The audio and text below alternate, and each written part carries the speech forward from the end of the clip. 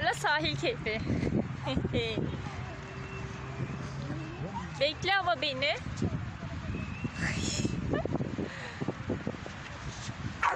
Yavaş. Yavaş, dikkat et.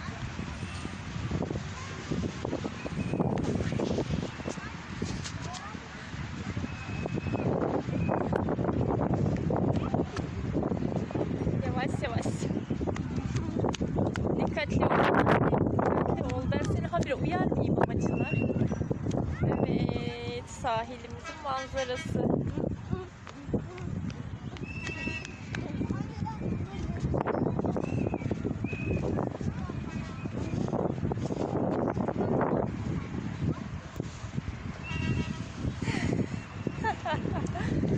Alem çocuk Çınar. Dikkatli ol anneciğim. Olur mu? Yok, topunla oynanmaz şimdi.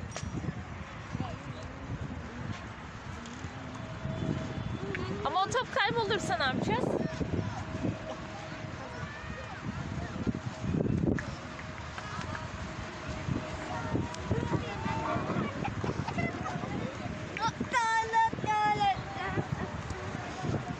Çağan'ımız uyuyor.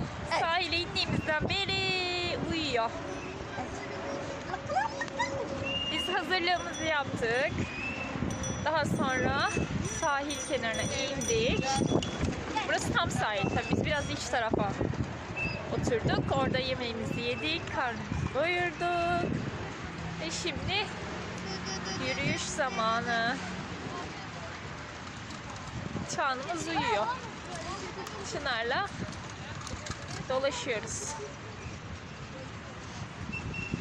Yavaş Çınar. Ne yapıyorsun? İn aşağıya. İn aşağıya. Evet, devam. Dikkatli ol. Dikkatli. Bekle ama gel. Geri dönelim mi?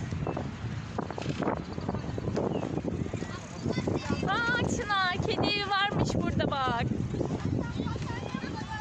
Elif teyzeme söyleseydik keşke getirseydi buraya. Ne? Kedi evi varmış bak burada. Ne getirseydik? Kemikler falan vardı ya bak, içinde kedi var herhalde. Aynen. Doğru. İçinde kedicikler var.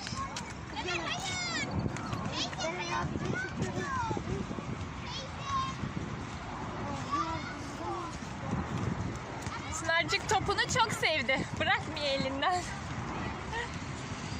Ya yeni oynuyorum çünkü. Evet. Bekle ama yavaş Çınar.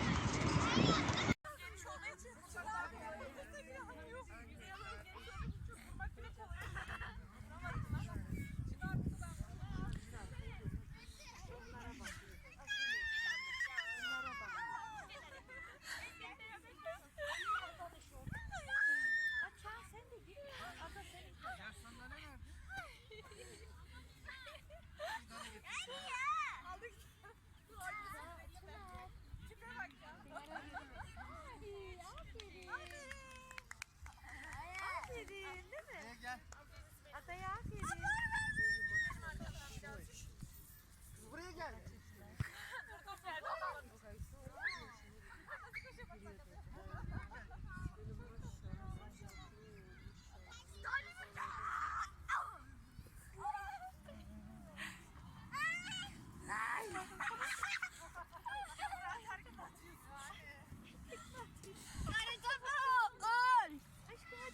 Kıvırcık hadi sen de git. Hadi Kıvırcığım.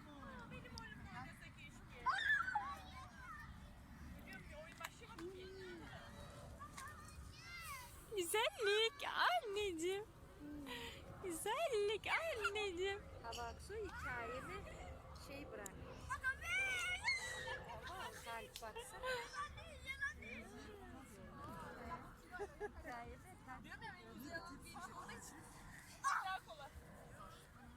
çok seviniyor kız 2 ay sonra doğum yapıyor.